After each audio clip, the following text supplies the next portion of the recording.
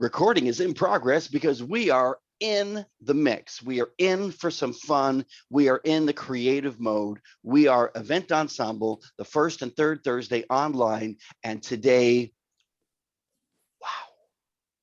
Did I say wow? I mean, wow. Put your seatbelts on, buckle up, and get ready because without a doubt, the absolute most creative person I have come in contact with, who have had the opportunity to perform with. He is like the magic magnet. I did an event with him and there were these little kids and they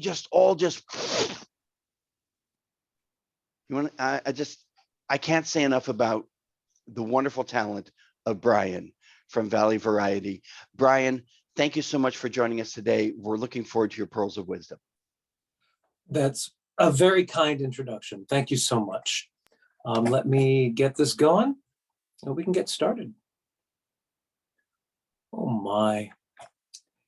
Sometimes it does this thing where it blocks things out. I don't like that. Hello, everybody. This will be a little interactive, but we'll start nice and easy. We'll build some credibility. Be creative. We've all heard this before, right? Many of us probably identify as creative people, creative artists, but how much do we actually know about the science and research underneath creativity, innovation, and its value to our customers and our industry? Well, my name is Brian Foley, and I've been a professional creative person now for 32 years. As a character performer, a living statue, a clown, a magician, a circus artist, and more. It's taken me to China 6 times, to Alaska 5 times, put me in the pages of The Knot magazine, back when The Knot was only a magazine, before it was a website, the pages of Entertainment Weekly with Jon Stewart, television appearances with Madonna, and multiple appearances on Sesame Street. Now, I was in New York for a long time, and then I moved to Arizona in 2011, and now I'm a college professor. And I've been privileged to teach a wonderful course called Creativity and Innovation in Design and the Arts at ASU for the past 6 years. In this course, we learn history, vocabulary, different processes, and value statements that can help you as a creative person, problem solver, artist, facilitator, and community member. Today, I'll also share with you something from Towson University in Maryland called Perform Your Passion. But before we get into all that, I would love to hear from you. What is the value of creativity to you as an individual, as an event professional, or as a community member? I'll open it up to you. What is the value of creativity to you? So everybody's used to muting themselves. Because Brian is inviting us to partake in the process, please jump in. I will just say, for me, creativity means that I can provide something different from what others in my same profession do, that allows me to be a unique individual. Yes. Creativity is what separates different brands. How creative are you? What can you bring that others can't? I always tell everybody that imagination is the only thing stopping us from giving you what you want. If you could think it, we should be able to find somebody that can help you do it. And that's creativity.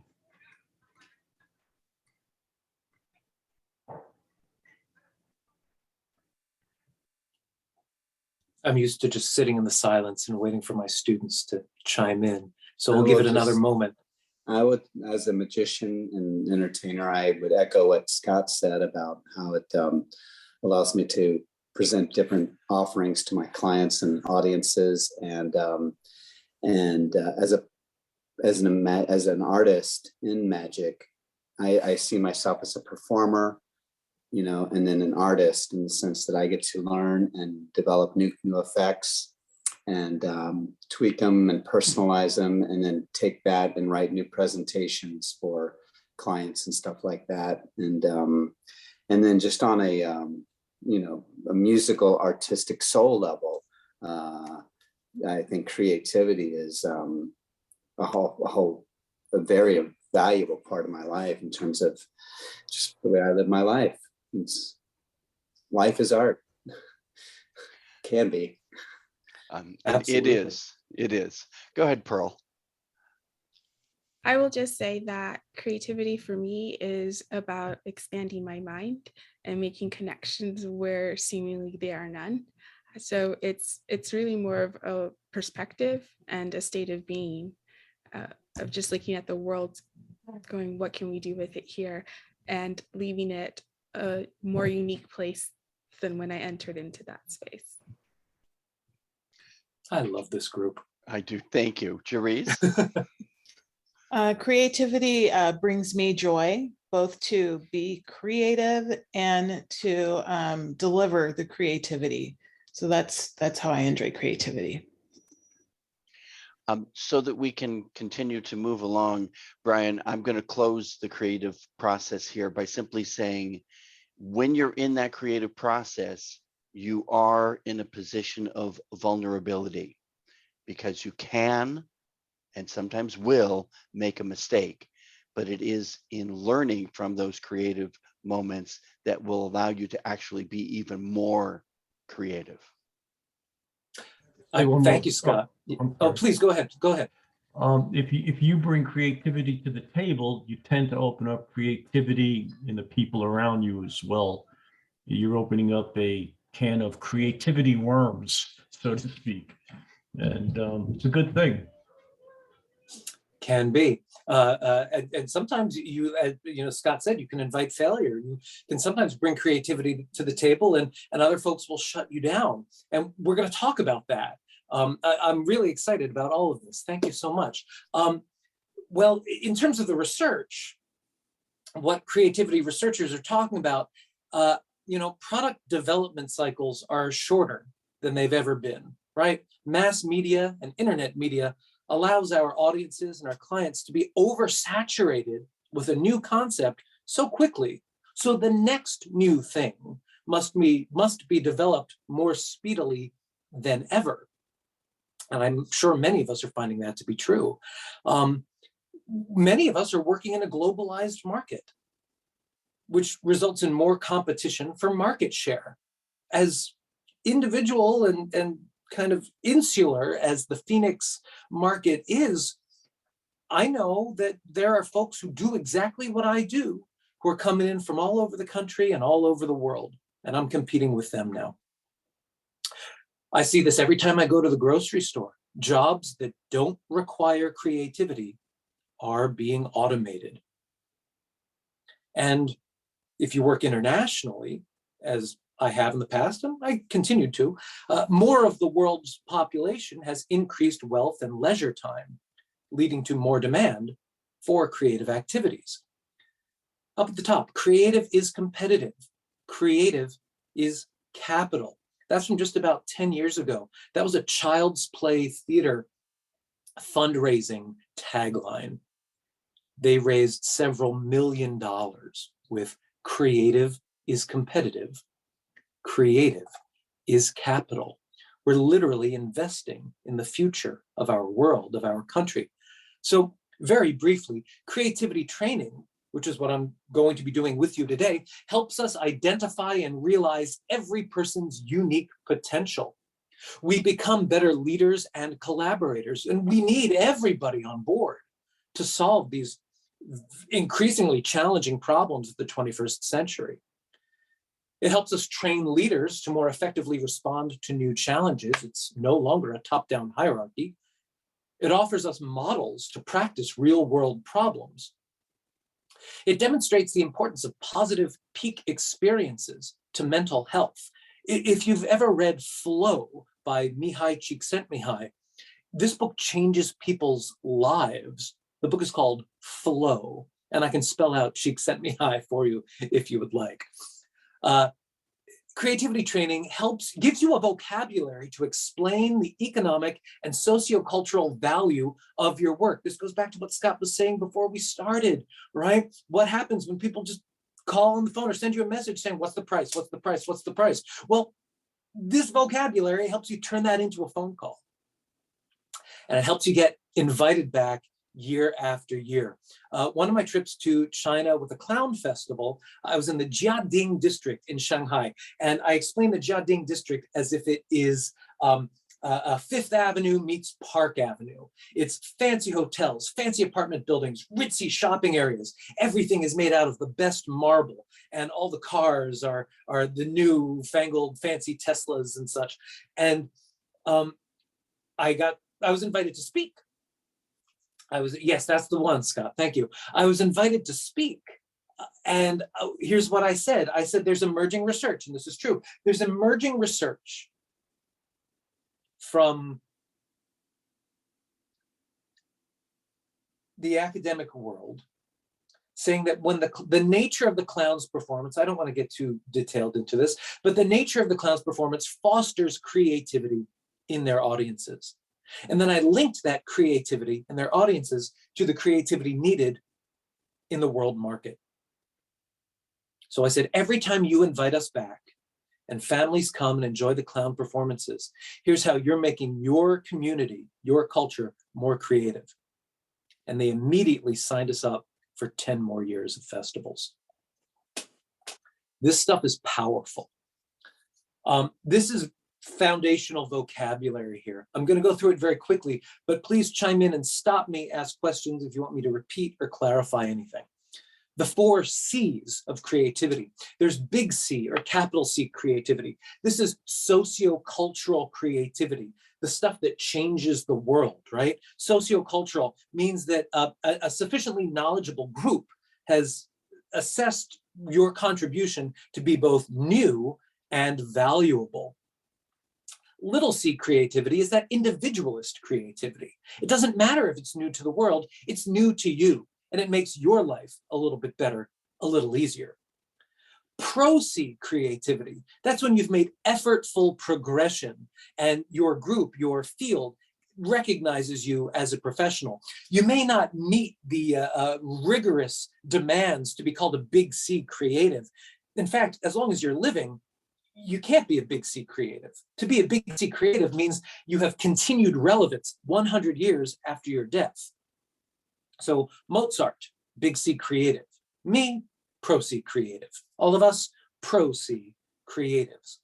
And mini C has to do with the kind of creativity that is found in the mental processes as we are learning. When we're learning, the brain activates creativity to allow the Tetris to settle just a little bit. And that's kind of a separate creative process. The 4 P's of creativity. This, I think, is good vocabulary as we're talking to clients, right? What about me as a person makes me different? I'm autistic. I'm male, right? There are certain things about me that I can't change or don't choose to change. And those things do affect the way that I see the world and move through the world. My process, right? I need music to create. I need to write things down. I need to make long lists, right? To generate ideas. This is all part of my process. The product is what I'm offering to the world. And then the press is the context, your environment as you're being creative. More and more researchers, and I think everybody, is recognizing that this context of your work becomes the most important thing. Are you in a healthy context? Are you in a healthy environment? Do you have time pressures? Are there economic pressures, health pressures, societal pressures, right? So in order to fully be creative, we need to be in a healthy creative environment.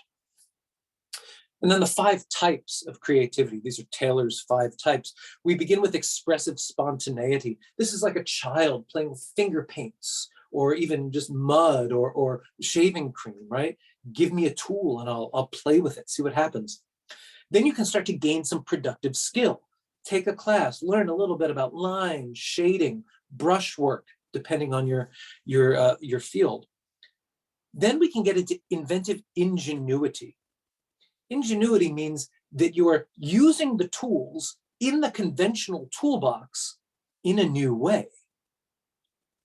Innovative flexibility means you're bringing new tools into the conventional toolbox. And finally, emergentive originality means that you are developing an entirely new domain, a new field, generating something from scratch. And the reason that I like to use these is it helps me as a teacher, but it also helps me figure out how much I'm going to charge. What is it you're asking for? Are you asking for just the basic level of productive skill? Or do you want me to bring some inventive ingenuity or innovative flexibility? People sometimes ask me for emergentive originality. I haven't been able to crack that one yet. So one thing that I heard from y'all when you were talking was this idea that we're in a creative mode, we're in a creative space, and there are multiple types of creative modes and creative spaces. I use this visual to talk about play.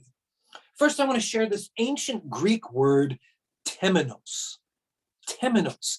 It means that temenos is a special sacred place that we set aside for a specific purpose. And when we enter into that temenos, we are devoted to that purpose. And when we leave that space, we can leave it behind. In terms of our time and our surroundings, we need to make sure that we give ourselves that creative temenos. Once we're in there, we can choose to be in the playful open mode or in the productive closed mode.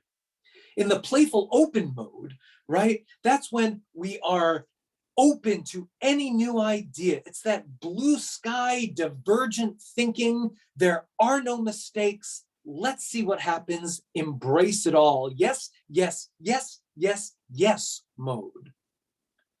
But then, and this is the problem I see for lots of creative people want to stay in the open mode. But we must, at a certain point, move to the closed mode.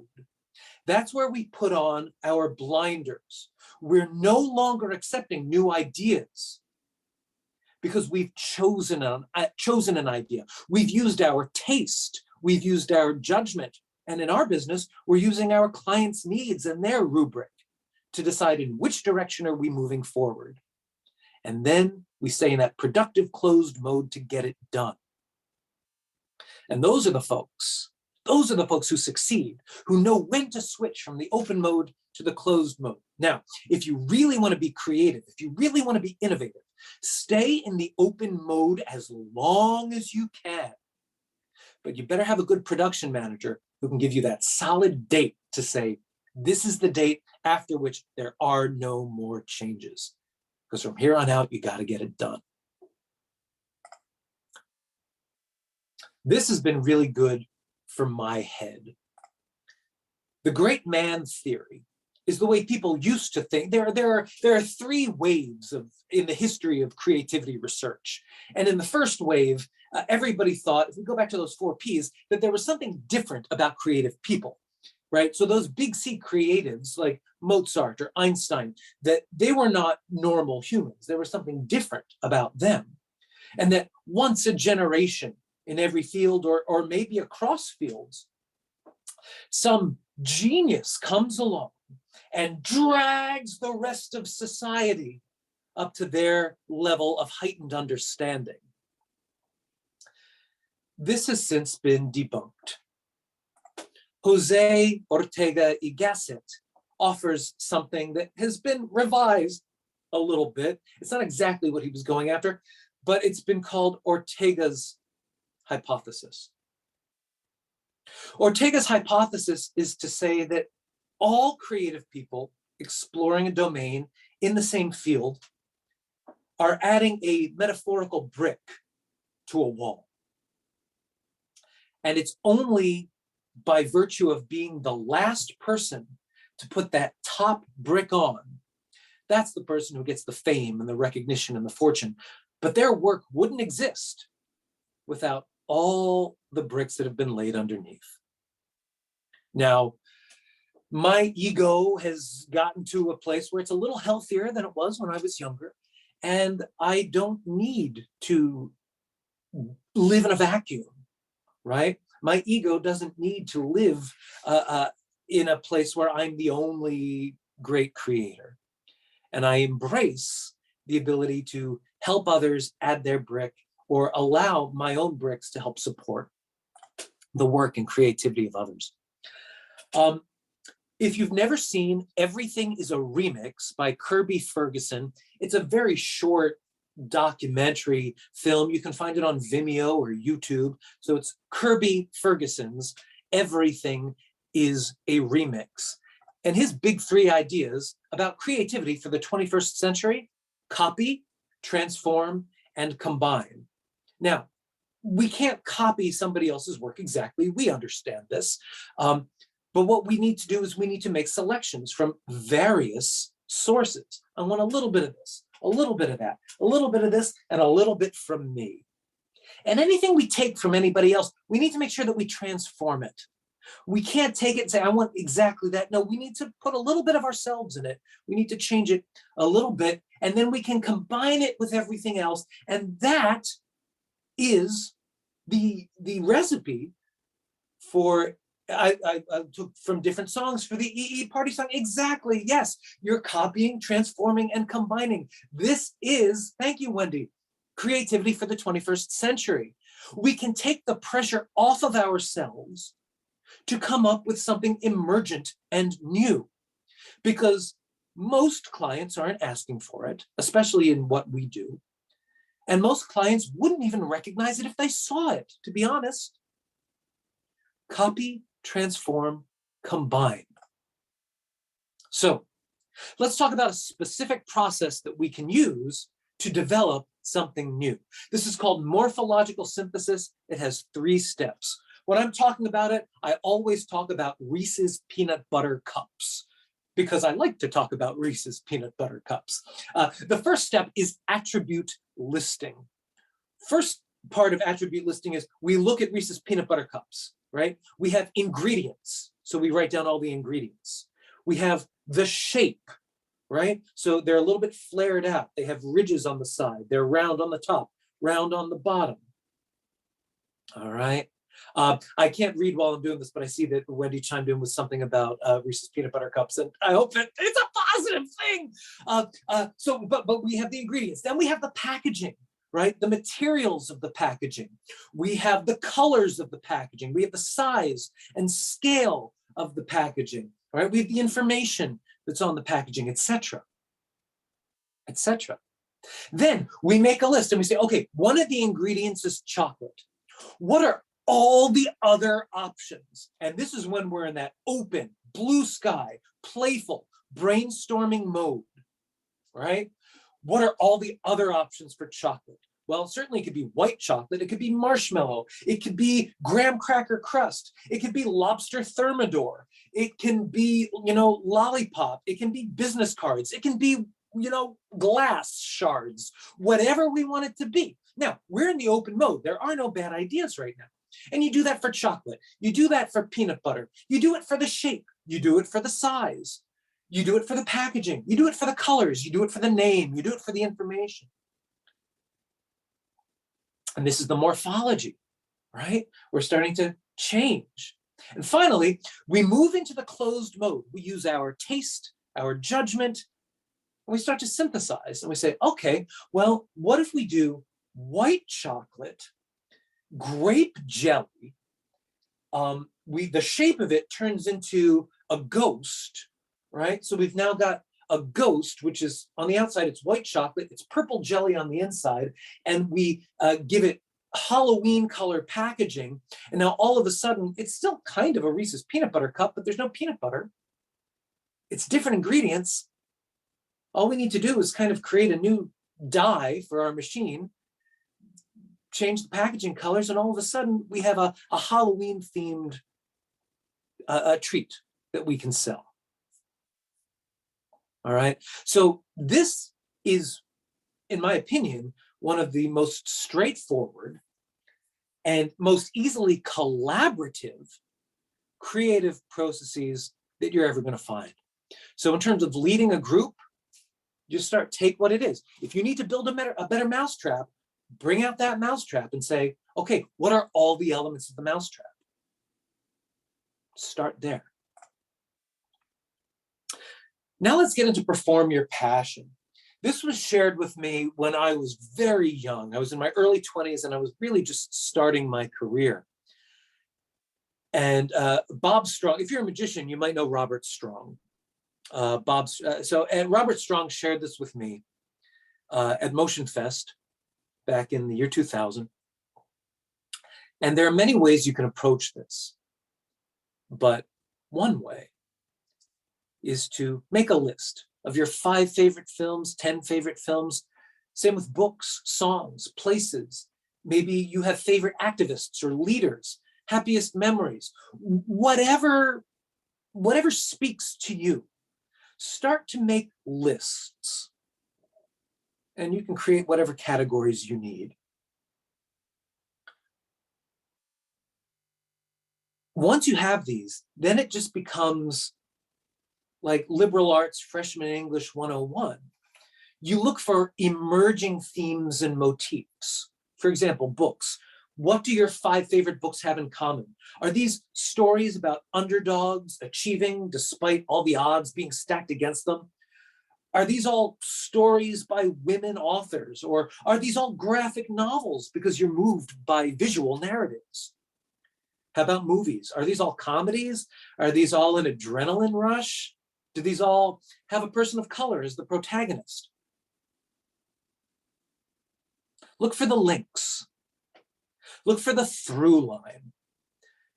These links, this through line, these become the ingredients for connections, that it becomes a narrative that can describe your personal passion. Now, you may need help with this. This is not everybody's strength, right? I have 2 degrees in theater directing. It is my job to read a script, look for emerging themes, emerging motifs. What is the essential narrative thrust, and turn that into a cohesive statement. So what did I do for myself as an artist? Well, I've got a mission statement. And my mission statement came from this process. I strive to contribute to a more just and sustainable community via imaginative and virtuosic play. Let's unpack it just a little bit. What do I mean by more just?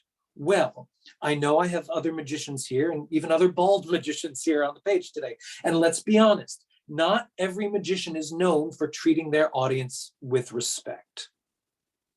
You know, that's a sad truth of that profession. But my work treats my audience with respect, treats my audience with consent. And it focuses on allowing members of traditionally marginalized groups to shine in the spotlight. More sustainable.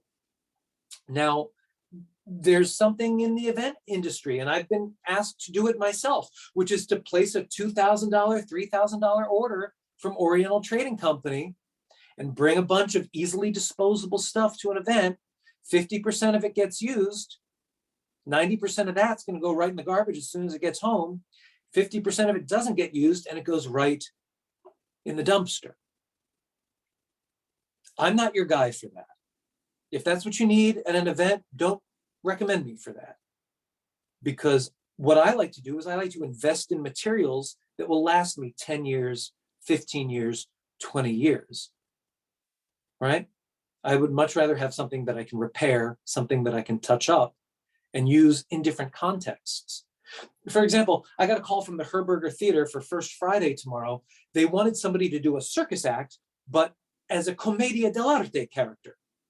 Okay, I have masks. I have my costumes. I haven't worn them in 20 years, but I still have them. I'm not adding anything to a landfill. I'm not using up any more resources. Imaginative and virtuosic play. I want my audiences to play with me. This puts them in the open mode. Now, once they're in the open mode, I can establish my credibility with virtuosity and expand their vision of what is possible for tomorrow as they join me in my creative explorations and problem solving. Now, this is all high and mighty, but this can manifest as a backyard birthday party show, right? That's the reality of it. But if I feel good about it, if I feel good about all the choices that I've made to get to that birthday party show, it drives me to give 200%. I have no reservations. And I feel very proud of what I'm putting out into the world and my contribution to this industry that we all share. There are only 2 more slides. We're getting to the end. Thank you for staying with me. This frickin' meme, I'm sure you've seen it. It's been floating around for the last year or 2. This is awesome. This is tricky. I'm going to swear. This is shit. I am shit. This might be okay. This is awesome. First off, we have to recognize that this is not a creative process, right? This is not a creative process. This is the feelings, a set of feelings that arise when you don't have a creative process.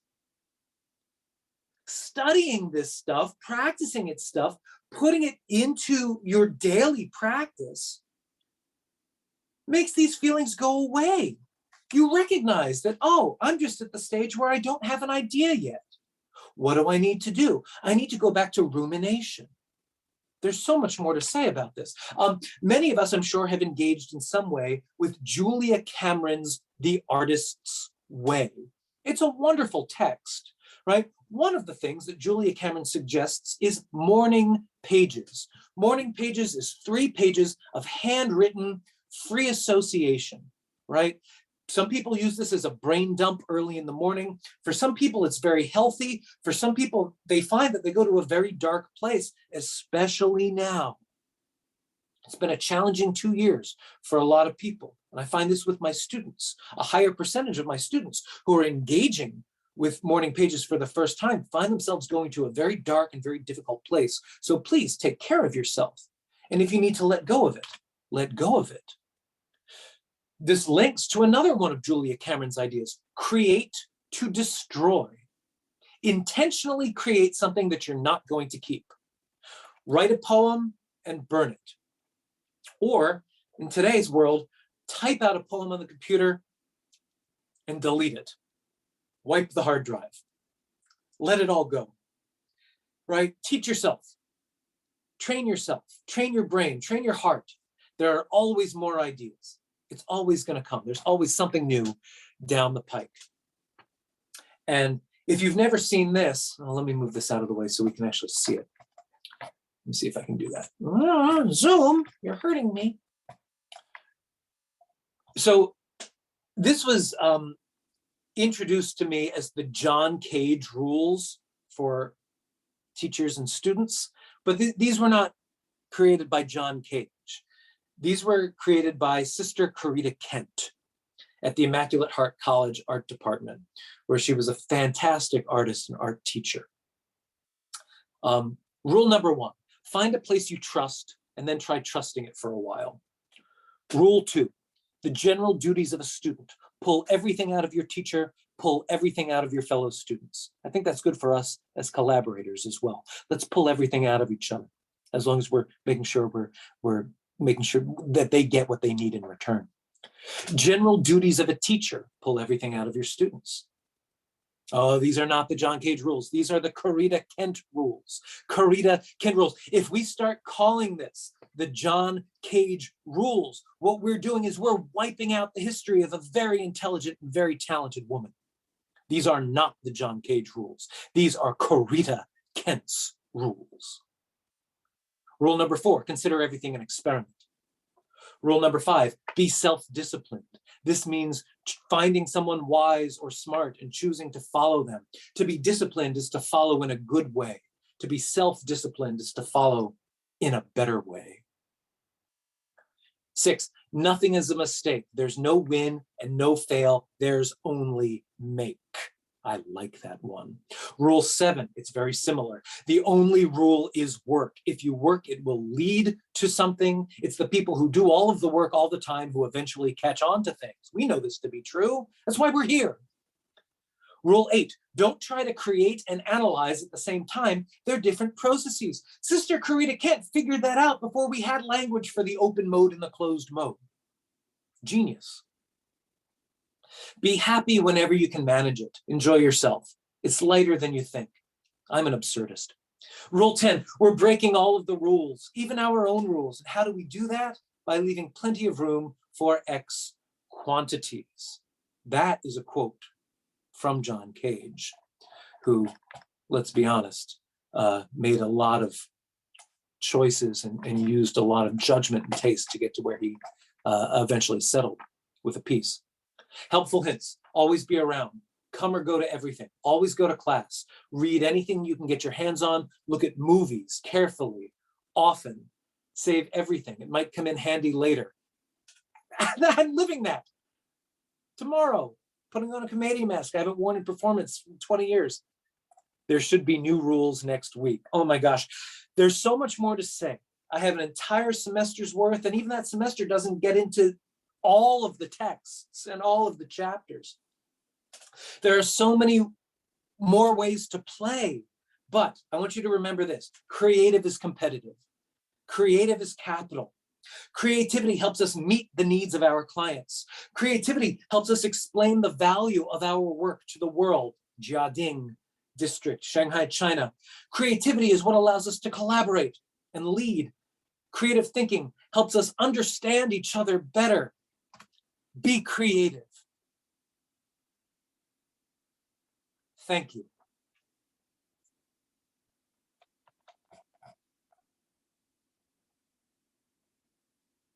That's it, I'm done. Oh, thank you, Brian. That was great. Wow. Wow. Wow. Wow. You know what? Almost Hey, as if my, Brian, oh, I'm sorry, Scott, to be rude.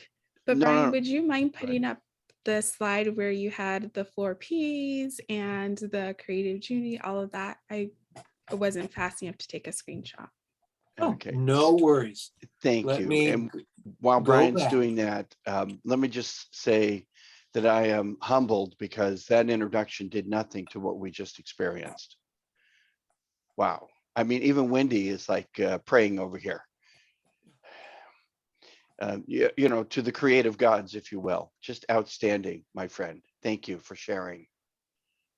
Is that I what you're looking enjoy at? teaching this class. I think it's very valuable, and the opportunity to teach it and learn this stuff and share not only with my students who are emerging professionals, but with other folks when they ask. It's a wonderful gift for me because this has been very valuable to me.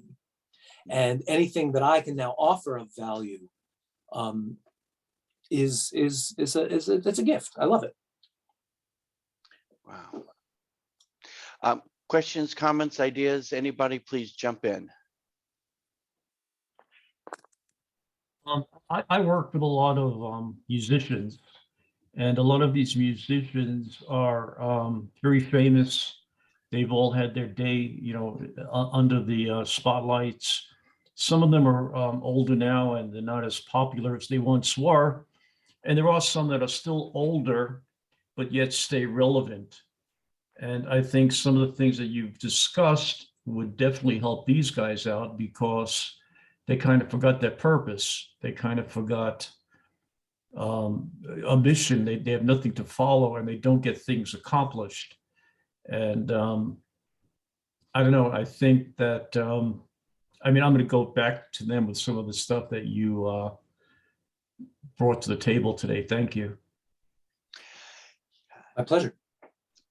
While we're in the conversation and you've started speaking, let me introduce Elliot out of New Mexico. He's Hi. starting up a brand new podcast that relates to event professionals, and his audience is couples who are getting married, and he's looking, and it's a national. Well, go ahead. You tell him, Elliot. Okay, thank you, Scott. Thanks for inviting me today. This is incredible stuff. Okay, I'm Elliot. I'm a New Yorker. I'm in New Mexico now, And I've actually, Brian, um, I used to manage clubs and stadiums and arenas for a living. That's what I did. And I was a mobile DJ back in the early 70s when we were dragging vinyl around with us and things like that. Yeah, in fact, I was involved in the closing of Studio 54. That's how far back I go. And I've been involved with famous musicians my whole life. I started out, Brian, if you're from New York, I don't know if you remember a club called My Father's Place in Rosslyn, New York. That's- That was my first club that I managed. But I've been involved with Santana's people, the Rolling Stones. I mean, the list goes on and on and on. So how'd I get to New Mexico? I was working for a big corporation. I was managing the Meadowlands in New Jersey, as part of that team. And they said, we have a little problem with amphitheaters. We need somebody to hit the road and start fixing them. So I wound up in Tempe at the Akin, I think it's the furniture place now, the amphitheater out there. I helped put together the Glendale Arena when it opened up. And Tempe Diablo for the Angels, their spring training camp. So anyway, a couple of years after that, during all that process, I have a health issue. I have heart failure. So they said, you can't do this. We're going to kill you if you keep this up. So I pulled off the road again. And I decided to start the DJ business up again, just to keep active. And one thing led to another. And I started doing wedding shows because I couldn't afford to get into the big shows. So I figured if I can't join them, maybe I could beat them. And we put together something called Not Your Mother's Wedding Show. And we have drag queen fashion shows.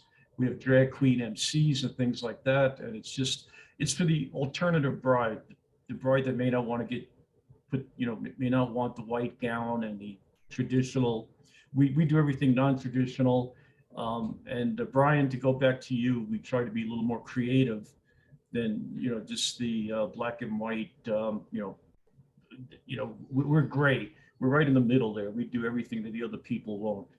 And anyway, long story short, I decided to put together a radio show, which was based on me self-promoting my wedding shows. And COVID hit, so there were no wedding shows. So I said, well, what am I going to do now? I have all this airtime. I started doing interviews with all the famous people I knew. And that's Fly on the Wall. That's Fly on the Wall podcast. And I'm doing a deep cut radio show in the interim. But we're back.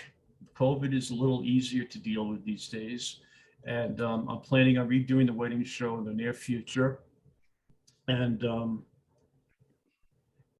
what I'm doing now is I have a wedding show that's every Wednesday morning.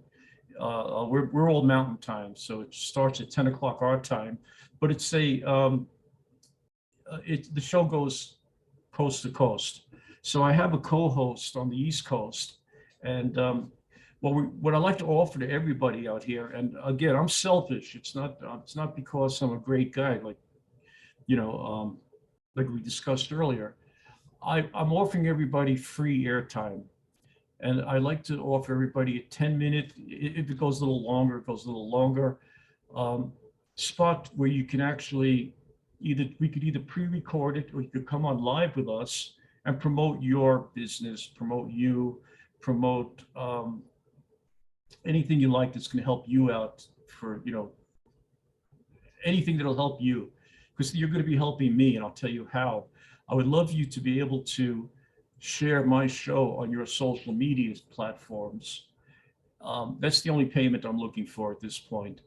And again, that's pretty much it in a nutshell. There's nothing hidden about it.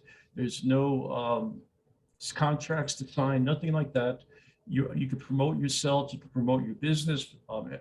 If you have any vendor friends out there, you can tell them to give us a holler. We'd be happy to talk to everybody. The only thing, again, that we're asking for is social media so that word gets out that we are doing the show. And should I put my phone number in the chat? I'm wondering what you're waiting for. Get your stuff Okay. into the chat, my friend. Yeah. It looks like Sebastian has a question. Yes, no, Sure. or are you Go just ahead. at the edge of your seat? No, okay. For those of you who are familiar, and Sebastian, you may or may not be, because I know you just joined Event Ensemble, but we offer a service for free that we call Spotlight. And I have done a Spotlight with Reese and Pearl and David and Wendy and many of you. I don't know what Brian's problem is, but maybe one of these days I'll get him in front of the Spotlight. But it's the same concept with the exception of Elliot has a national wide radio station. So I don't think there's any video involved. It's simply audio. But again, it becomes a promotional tool that you can use.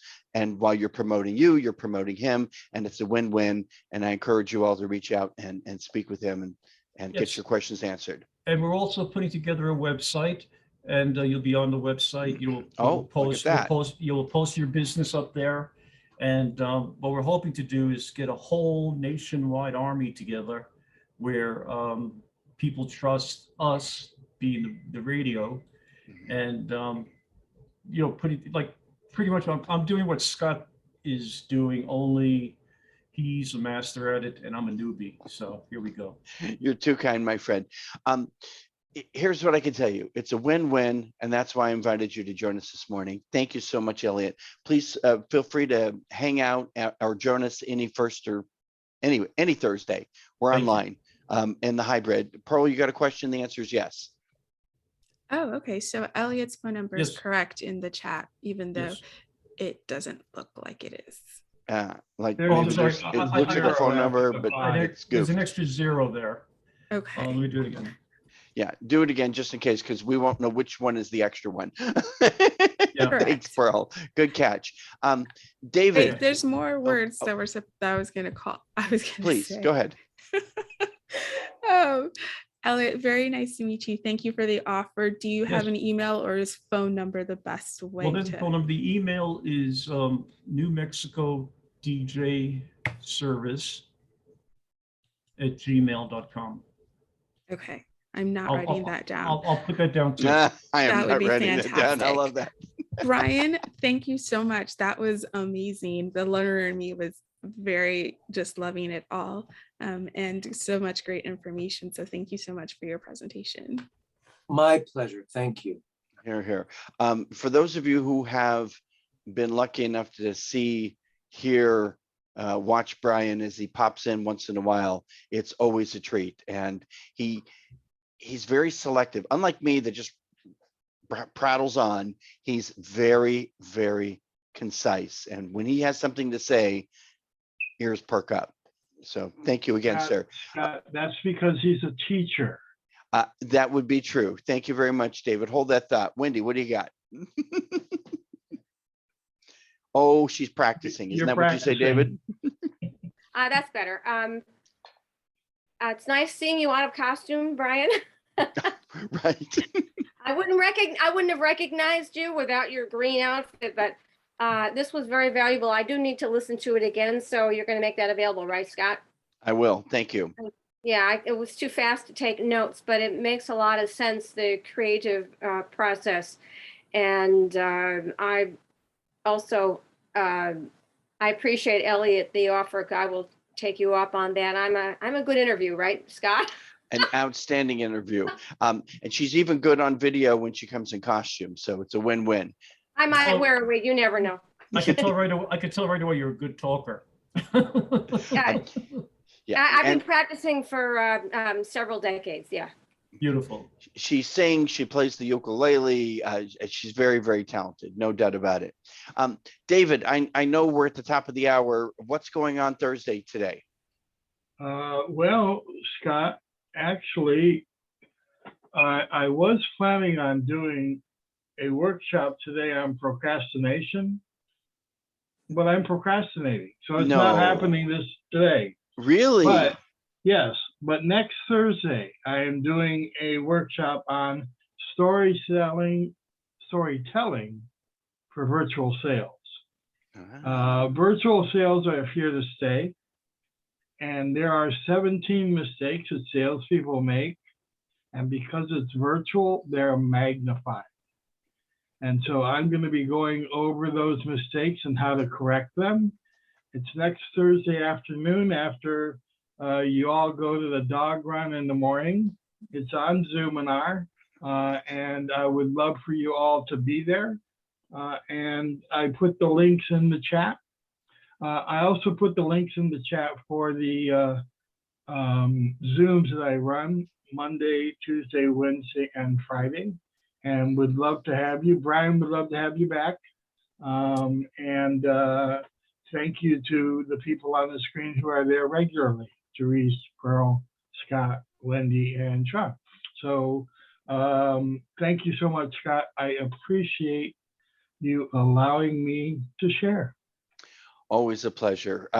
Once again, a friendly reminder, Event Ensemble is for event professionals only. And then there's a little asterisk there because David is one of the very few exceptions to the rule that we've welcomed into our home because of his prestigious acumen. How's that? I'm exceptional. Okay. I'll make exception to that. Okay. I think that's a wrap unless we have some unfinished business or questions regarding Event Ensemble or events or anything. Anybody going once? Oh, Valentine's Day. Oh, go ahead. Yes, yes, yes. You're next, Pearl. Sean. I just put in the chat. Oh, there you go. I just asked in the chat about Brian's contact information, please. And it's there. Excellent. It's there. Okay. Thank you so much. And thank you, Pearl. Brian. That was a great presentation. There were several points I marked and highlighted. Look at this new technology I've discovered. It's called pen and paper. Beautiful. Yeah. The research suggests that helps with retention and understanding. Right. And then if you take the Absolutely. next step and type it into the computer, that is even better. Oh, Yeah. okay. It's always Okay, good when Professor. the presenters are noteworthy. You've got the nickname Professor. Thank you. And he is. Pearl, what's going on for Valentine's Day in just a couple of days? Well, Valentine's Day, February 13th, we're having an afternoon tea at Chateau Lux. It's going to be a fun time, just a time of encouragement and getting together, good food. And we're also going to have a couple of activities to empower you for the day and throughout the year. If you would like more information, if I can type fast enough, I'll put it in the chat. Copy and paste that in the chat, please, for sure. All right. We will see you all live and in person at Tempe next Thursday. Please join us. And for the New Mexico guy, you can always jump in on the Zoom link. All right. And by the way, it's a full-on hybrid. So they'll see you, we see them, you hear us, we're noisy, and we hear you and we mute you. You get the idea. Thank you all so very much. Have a wonderful, wonderful event, and we'll see you at the party.